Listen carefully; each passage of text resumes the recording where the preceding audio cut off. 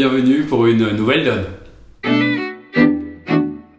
La donne 44, vous voyez bien que c'est une main plutôt très agréable. Vous avez un double-ton As de pique second, vous avez As-Dame 10 sixième à cœur, le Roi second à carreau et 3 petites cartes à trait. Le partenaire a ouvert d'un carreau et très naturellement avec vos 6 cartes à cœur, vous lui avez répondu un cœur. Et maintenant, il met un pique. Qu'est-ce que vous allez faire maintenant sur un pique? Alors déjà, comme d'habitude, on va s'interroger sur la séquence du partenaire. Il ouvre d'un carreau, il a au moins 3 cartes. On joue la meilleure mineure. Il répond un pique, il a exactement 4 cartes à pique. Il aurait eu plus de piques, il aurait sûrement ouvert d'un pique. On peut partir du principe que normalement, il a au moins 3 carreaux et 4 piques. Mais on a une petite précision supplémentaire, c'est qu'il n'a pas 3 carreaux, mais qu'il en a 4. Quel est le cas où j'ouvre d'un carreau avec seulement 3 cartes à carreau? Alors c'est pas un cas où j'ai 3 carreaux et 3 trèfles, parce que vous le savez, on doit ouvrir d'un trèfle. Ce serait donc un cas où j'aurais 3 cartes à carreau et seulement 2 trèfles. Ça veut dire ça fait 5 cartes mineures, il faut 8 cartes en majeur. Il n'y a pas un 5-3, il n'y a pas de majeur 5e, on l'aurait ouverte. C'est 4-4 dans les majeurs. Ça veut dire que les 2 majeurs sont 4e et ça veut aussi dire que sur un carreau, un cœur, on ne s'amuse pas à mettre un pique si on a le fit à cœur. C'est très important. Pourquoi? Parce que si vous mettez un pique en ayant le fit à cœur, le problème c'est que vous risquez d'y rester de temps en temps. Même si c'est assez rare, il faut savoir que un pique est une enchère qui est absolument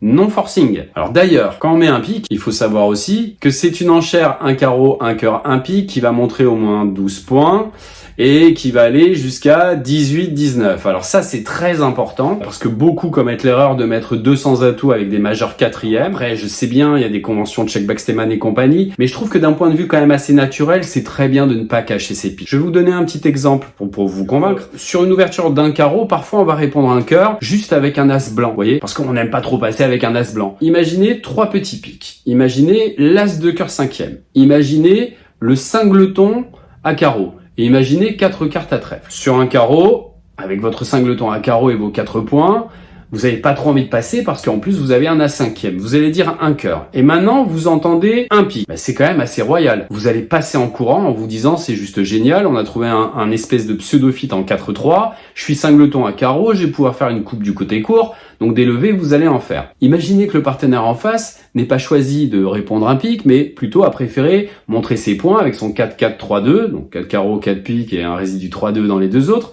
et qui mette 200 atours sur votre 1 cœur.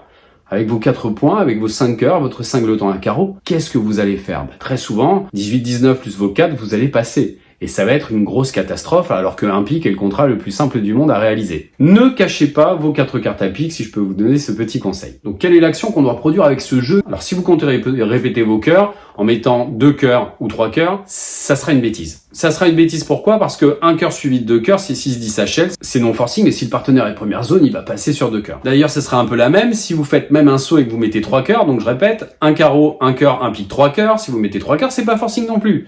Ça va montrer 11-12 HL et pas H, donc très souvent des mains qui vont être à 9-10 parce qu'il y a 6 cartes. Donc les 6 cartes elles y sont, mais les points n'y sont absolument pas. Vous avez l'ouverture. Donc si vous avez l'ouverture, il faut déjà lui produire une enchère en fait qui lui montre que vous avez l'ouverture. Alors on pourrait songer aussi, dire ouverture plus ouverture, je mets 4 cœurs et on n'en parle plus. Attention, le partenaire n'a jamais promis un jeu régulier. Quand il met un carreau, un cœur, un pique, il peut très bien avoir une chicane à cœur. Donc mettre 4 cœurs et tomber sur une chicane en face, ça sera pas malin. Vous voyez bien que le naturel peut pas trop nous aider avec ce type de main. Donc on va avoir recours à l'artificiel. Vous devez impérativement passer par une 4e couleur forcing avec ce type de main. En fonction de sa réponse à votre 4e couleur forcing, vous allez vite savoir s'il faut s'arrêter à une manche ou si on peut éventuellement prospecter un chelem et savoir s'il faut le jouer à cœur, à sans atout ou ailleurs. Le partenaire aura plusieurs priorités, il va essayer de vous dire s'il a 3 cartes à cœur avec vous en mettant 2 cœurs ou 3 cœurs en fonction de sa zone de points.